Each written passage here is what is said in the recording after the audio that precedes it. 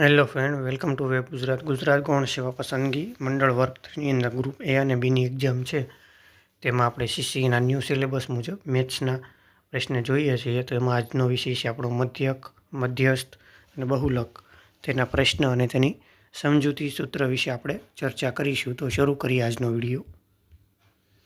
પહેલું છે મધ્યક.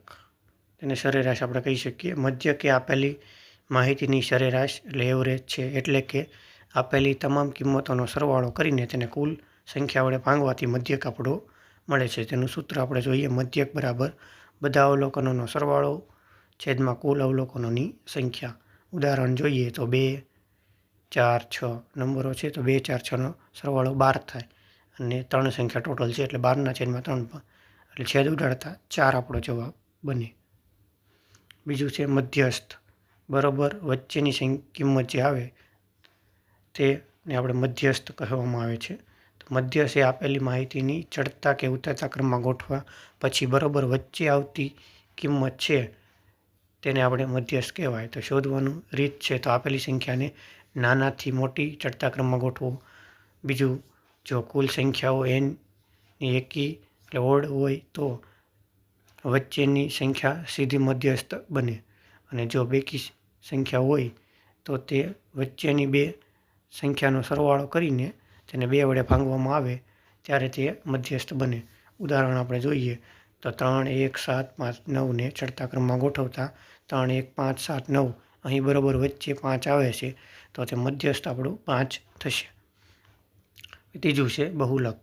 સૌથી વધુ વખત આવતી સંખ્યાને આપણે બહુલક કહીએ છીએ, જે સાવ ઈજી કહેવાય.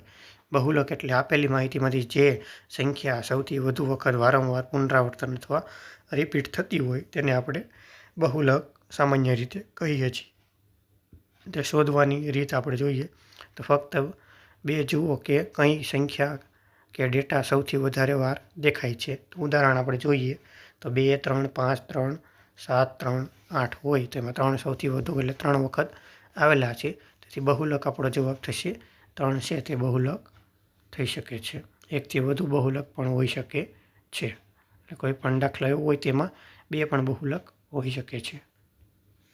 તેને આપણે દાખલાઓ જોઈએ. તો પહેલું છે 2, 4, 6, 8, 10નો મધ્યક શોધો. તો સૂત્ર મુજબ આપણે ગોઠવીએ તો આપણે સાચો જવાબ બને 6 બને, કેમ કે આ બધાનો સરવાળો ભાગ્યા જેટલી સંખ્યા છે 5 સંખ્યા તો 5 કરવાના અને એને છેદ ઉડાડવાના એટલે 30/5 એટલે 6 આપણો જવાબ બને.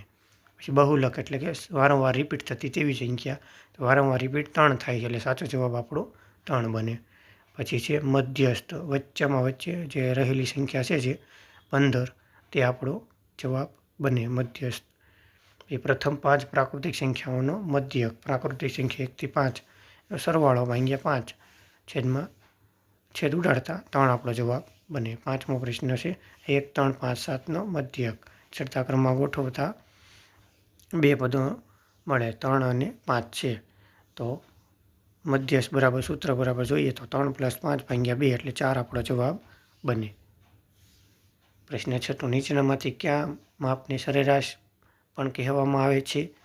તો 3 ઓપ્શન છે મધ્યક, મધ્યસ્થ, બહુલક. તો સાચો જવાબ આપણો મધ્યક છે, તેને સરેરાશ પણ કહેવામાં આવે છે, જે આપણે સમજૂતીમાં હમણે જોયું.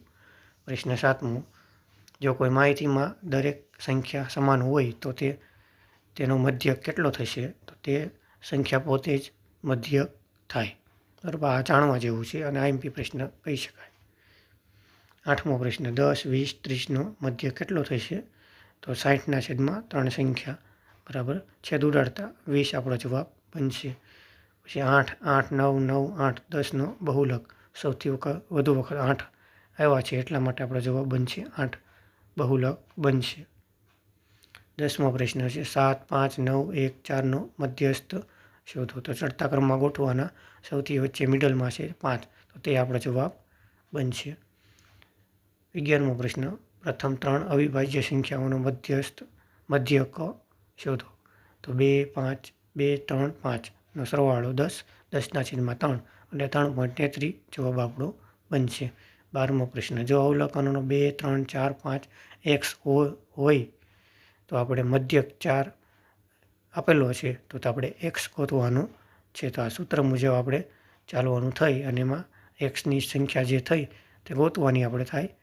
તો સાચો જવાબ આપણો 6 બનશે સૂત્ર મુજબ. 13મો પ્રશ્ન છે, બહુલક નક્કી કરવા માટે કઈ માહિતી જોડવી પડે છે? જે અવલોકનો સૌથી વધુ વખત પુનરાવર્તન થાય તે અવલોકનોના આધારે બહુલક આપણને મળે. 14મો પ્રશ્ન, 4, 4, 4, 5, 2, 5, 5 અને 6નો બહુલક શું છે? તો સાચો જવાબ આપણો 4 થશે, જે 3 વખત રિપીટ થાય છે. પ્રશ્ન 15મો, જો n અવલોકનો હોય અને n એકી સંખ્યા હોય તો મધ્યસ્થ શોધવાનું સૂત્ર શું થાય? તો કૌંસમાં n+1 ભાગ્યા 2નું અવલોકન આપણું સાચો જવાબ બને. 16મો પ્રશ્ન, 15, 18 અને 20નો મધ્યક શોધો. તો જવાબ આપણો થાય બધાનો સરવાળો છેદમાં 3 સંખ્યા છે એટલે 3 એટલે 17.66 આપણો જવાબ બનશે. 17મો પ્રશ્ન, શું માહિતીમાં એકથી વધુ બહુલક હોઈ શકે? તો હા આપણો જવાબ બને. જો 2 કે તેથી વધુ સંખ્યાઓનો સમાન મહત્તમ વાર રિપીટ થતી હોય તો આપણો જવાબ બની શકે. 2 પણ જવાબ બને. 18મો પ્રશ્ન, 5, 8, 12નો મધ્યસ્થ શોધો. તો ચડતા ક્રમમાં ગોઠવતા 8 મધ્યમાં આવે છે એટલે મધ્યસ્થ 8 થશે.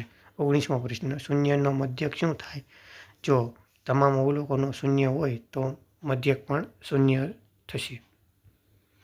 20મો પ્રશ્ન, જો અવલોકનોમાં 5, 5, 5, 5 હોય તો મધ્યસ્થ કેટલો થાય? તો સાચો જવાબ આપણો 5 બને. 21મો પ્રશ્ન, 1 થી 10 વચ્ચેની બેકી સંખ્યાઓનો મધ્યક શોધો. તો 2, 4, 6, 8, 10 બેકી સંખ્યાઓ એટલે સરવાળો 30 ભાગ્યા 5 સંખ્યા છે એટલે 5 અને છેદ ઉડાડતા આપણો 6 જવાબ બને. 22મો પ્રશ્ન, મધ્યસ્થ માટે અવલોકનોને કયા ક્રમમાં ગોઠવવામાં અનિવાર્ય છે? ચડતા ક્રમ કે ઉતરતા ક્રમમાં ગોઠવવા અનિવાર્ય છે, ફરજિયાત કરવું પડે તો જ આપણને મધ્યસ્થ મળે. 23મો પ્રશ્ન, 3, 3, 3, 3નો બહુલક શું થાય? તો સાચો જવાબ છે 3. પ્રશ્ન 24મો, 10, 20, 30, 40નો મધ્યસ્થ.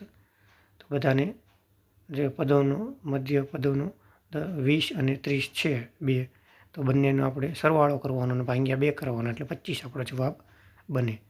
25મો પ્રશ્ન, મધ્યક શોધવાનું સામાન્ય સૂત્ર શું છે? તો મધ્યક બરાબર અવલોકનોનો સરવાળો ભાગ્યા અવલોકનોની કુલ સંખ્યા. જો તમને આ વિડીયો ગમ્યો હોય તો લાઇક, શેર અને સબસ્ક્રાઈબ કરજો. જય હિન્દ, જય ભારત.